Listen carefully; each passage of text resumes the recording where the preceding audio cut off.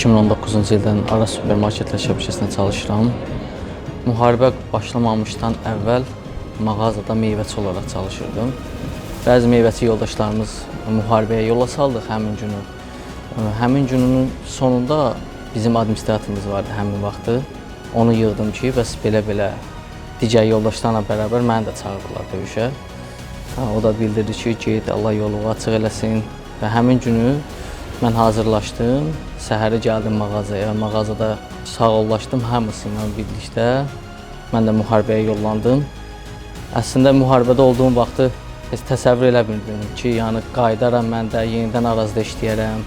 Cəbrayıl, Zəngilan və Qubadlı istiqamətində döyüşlərdə iştirak eləmişəm. Orada yadımda qalan ən məni sarsıdan, məni döyüşün tam ortasında olduğumu hiss etdirən bizim əsgər yoldaşımızın şəhid olmağı və həmin yoldaşın bizim tərəfindən necə qorunub, necə dağdan endirilməsi və həmin yoldaşın nəşinin görməyimin mənə təsiri böyük oldu. Yəni həmin müddətdən sonra adam dərk eləyir ki, burada sən hər an ölə bilərsən, hər an şəhid ola bilərsən. Sonra mən ailəmlə əlaqə saxlayanda hər dəqiqə sağollaşırdım, halallaşırdım ki, yəni yarım saat, bir saat sonra nə olacağını heç kim bilmirdi.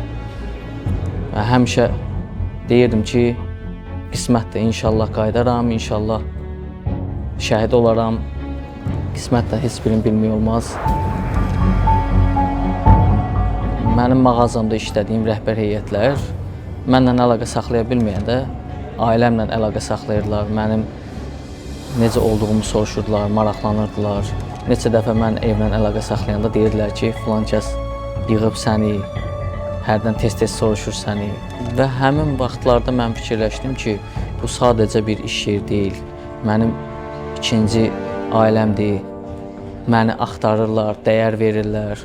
Müharibədən sonra öz ailəmin yanına getdim və öz ailəmin yanına gedəndən sonra da öz əvvəl işlədiyim mağazaya yaxınlaşdım və hamı xoş insanı qarşılayır ki, şükürlər olsun, Araz gəlib, sağdır, salamatdır və şirkətin bizə verdiyi dəyəri gördüm orada. Bizi necə qarşıladılar, yəni mağaza müdürümüz, idarə heyətimiz, iş yoldaşlarım. Mən müharibə gedən vaxtı meyvəçi işləyirdim, ancaq bugün mağazada administrator vəzifəsində çalışıram. Mənim karyera yüksəlişimdə şirkət rəhbərliyinin böyük rolu var. Mən müharibə iştirakçısı olduğuma görə də mənə böyük dəyərlər verilib, təşəkkürlərimi bildirirəm. Mən müharibədən qayıtmaya da bilərdim, amma şükürlər olsun qayıtdım. Yəni qayıtmasaydım, ailəm məni görməyəcəkdi. Baxıram ki, şəhidlərimizin lövhəsinə mən qayıtmasaydım belə Araz məni unutmayacaqdı. Necə ki, hal-hazırda görürəm bizim şəhidlərimizin şəkillərini və onları unutmurlar. Mən bütün şəhidlərimizə Allahdan rəhmət, qazilərimizə can sağlığı arzu edirəm.